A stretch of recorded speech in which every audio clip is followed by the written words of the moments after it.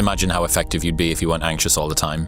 What have you come to learn about anxiety and dealing with it? Anxiety and stress are interesting. They're very related. Stress is when, like, if you look at an iron beam, when an iron beam is under stress, it's because it's being bent in two different directions at the same time. So when your mind is under stress, it's because it has two conflicting desires at once. So for example, you want to be liked, but you want to do something selfish, and you can't reconcile the two, and so you're under stress. You want to do something for somebody else, you want to do something for yourself. You don't want to go to work, but you want to make money, so you're under stress. So you have two conflicting desires. And I think one of the ways to get through stress is to acknowledge that, oh, I actually have two conflicting desires. And either I need to resolve it, I need to pick one and then be okay losing the other, or I will decide later. But at least just being aware of why you're stressed can help alleviate a lot of stress.